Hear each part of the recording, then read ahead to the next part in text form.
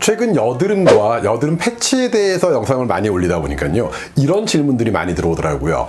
그러면 여드름 추출한 다음에 후시딘이 좋을까요? 마데카솔이 좋을까요? 과연 무엇이 더 좋을까요? 여러분들 이미 트레이닝 돼 있는 사지선다형으로 말씀을 한번 드려볼까요? 1번 아무것도 안 발라도 된다. 2번 살균 화장품을 사용을 한다. 3번 후시딘. 4번 마데카솔. 과연 무엇을 바르는 게 가장 좋을까요? 그 내용 지금부터 여러분들에게 말씀드려보도록 하겠습니다. 안녕하세요. 핑크 피부 박사 핑피박입니다. 네, 의류미용과 겸임 부교수 맞고요. 피부 그리고 화장품과 관련된 다양한 저술 활동도 진행했습니다.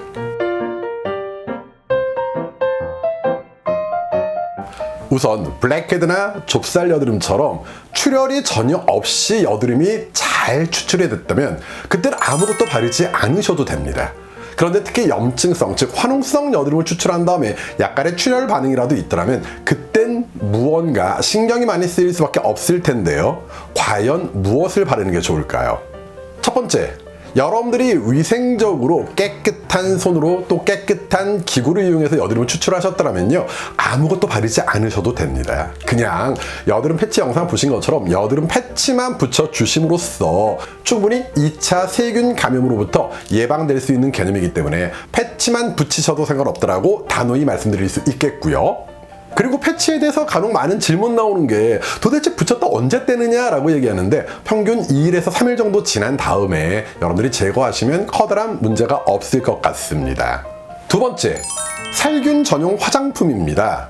다만 이때는 의약품이 아니라 화장품이다 보니까 무조건 강력한 99.9% 살균 그런 개념은 아니고요. 어느 정도 살균에 도움을 줄 수 있는 그런 개념으로 생각하시면 될 텐데요. 대표적인 성분으로는 글리콜릭 엑시드라고 얘기하는 아하의 주요 성분이거나 또는 유황이라고 얘기하죠. 영어로 얘기할 땐 설퍼라는 표현을 훨씬 더 많이 쓰고요. 그리고 살리실릭 애시드가 들어가 있는 그런 성분들이 있는 것들을 발라준다면 어느 정도 도움은 줄 수가 있을 것입니다. 물론 다시 한번 얘기하지만 화장품입니다. 의약품이 아닌 화장품이기 때문에 안 바르는 것보단 바르는 게 훨씬 더 도움을 줄 수 있다라는 개념으로 여러분들이 생각을 해두시면 되겠죠.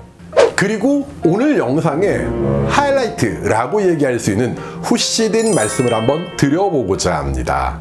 우선 후시딘에 대한 저핑피박 개인 의견이 있는데 그 의견을 뒷받침하기 위해서 제가 약간의 시장 조사를 해봤습니다. 저희 집 근처에 있는 약국 10군데 정도를 제가 일일이 다니면서 이렇게 상담을 한번 해봤어요. 자녀의 여드름을 추출한 다음에 후시딘을 바르고자 한다. 후시딘 하나 주세요 라고 얘기했는데 10명 중에 정말 9분이 후시딘 사용을 하고자 한다. 그것도 어디에? 여드름에 라는 말씀과 동시에 얼굴 인상이 약간 찌푸러지시더라고요. 그리고 가급적 바르지 않았으면 좋겠다라는 그런 의견을 주시더라는 것이죠.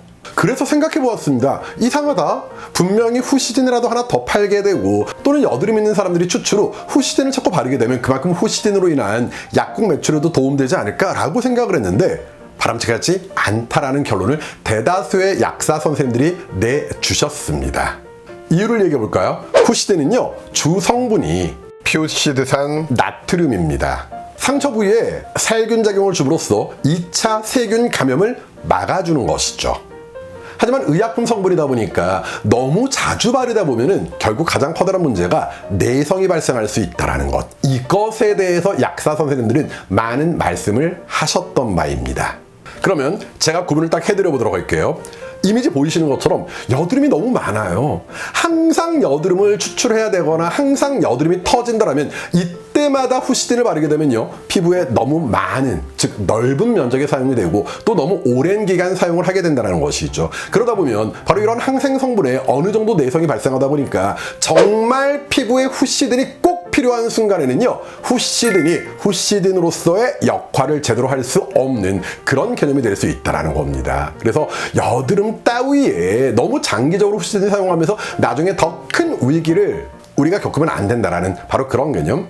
쉽게 생각해서 우리가 어느 정도 뭐 감기가 좀 있다든지 몸에 살짝 편도가 살짝 부었을 때 병원도 커다랗게 두 가지로 나뉩니다. 무조건 항생제 처방을 해주는 곳이 있겠지만요, 아유 이 정도는 약하니까 괜찮습니다, 그냥 소염제 좀만 드시고요, 시간 지나면서 좀 약해질 겁니다 하면서 절대 항생제 처방을 안 해주는 곳이 있죠. 즉 항생제를 너무 오남용하다 보면 나중에 슈퍼박테리아에 의해서 어떤 질병이 감염되고 그때 항생제가 듣지 않는다면 인간은 사망할 수 있기 때문에 항생제 오남용에 대한 것이 항상 의학계에서도 문제가 많이 되는데, 바로 후시딘의 그런 여드름이 너무도 많고 넓은 부위에 오래가는 사람들이 꾸준히 여드름 압출후 후시딘을 발라준다면요, 장기적으로 바람직하진 않다라고 볼 수 있겠죠. 하지만 이런 경우도 있겠죠. 자, 이미지 보시는 것처럼요, 와우 여드름 되게 커요. 이거 나중에 터지면 상당히 세균 감염에 대한 부담도 클 테고 조금 빨리 아물어야 될 것 같다라는 생각을 하지 않으십니까? 그래서 이렇게 어쩌다가 하나씩 올라오거나 또는 간헐적으로 올라오는 그런 경우라면 후시딘을 발라볼 수도 있다. 결국 후시딘은 무조건 사용해라 사용하지 마라가 아니라, 가급적 여드름이 너무 많은 사람이라면 후시딘보다는 조금 더 전문적인 피부 전문기관, 즉 피부과나 피부관리실에서 본격적인 여드름 관리를 여러분들이 꼭 받으셔야 될 테고, 어쩌다가 하나 둘 여드름이 터지는 그런 어떤 문제가 발생한다면 그때 몇 번 정도는 후시딘을 사용할 수도 있지 않겠는가라는 결론이 도출될 수 있겠네요. 그리고 다음은 마데카솔인데요. 후시딘이 피부의 세균 감염을 막아주는 작용을 한다면 마데카솔은 조금 더 복잡합니다. 커다랗게 세 가지가 있는데요, 광고도 자세히 보시면요 약간씩 표현이 바뀌는 것을 여러분들이 볼 수가 있거든요. 먼저 마데카솔, 바로 센텔라 아시아티카라는 주성분, 즉 화장품 용어로 얘기하면 병풀 추출물이 되겠고요. 이것이 새살이 솔솔이라는 단어와 함께 흉터가 남지 않도록 해주는데 더욱 도움을 주는 그런 제형이다라고 생각을 하시면 되겠고요. 다음은 마데카솔 케어라는 제품이 있습니다. 이것은 동일하게 센텔라 아시아티카, 즉 병풀 추출물에다가 항생물질인 네오마이신이 들어가 있습니다. 그래서 피부의 세균 감염을 막아주는 역할을 동시에 해줄 수 있다라고 생각할 수 있겠고요. 특히 많이 들어보셨던 내용이 복합 마데카솔이겠죠. 이것 또한 센텔라 아시아티카, 즉 병풀 추출물에 동일한 항생물질인 네오마이신이 들어갔고요. 여기에 추가적으로 스테로이드 성분이라고 얘기할 수 있는 히드로코티손이 들어가 있는 개념이 될 겁니다. 이렇게 마데카솔은 조금 더 상황에 따라 달라질 수 있다는 점 여러분들이 기억해 두셔야 됩니다. 그럼 결론을 한번 지어보도록 할까요? 일단 아무것도 안 바를 수도 있겠고요. 또는 화장품 정도로 살균에 대한 도움을 받을 수도 있을 텐데, 만약 후시딘과 마데카솔을 사용하시겠다라고 생각을 하신다면 여드름 압출 후 또는 여드름이 터진 후에 즉시 바르는 곳은 후시딘을 추천드릴 수 있겠고요. 왜? 2차 세균 감염을 방지하기 위해서.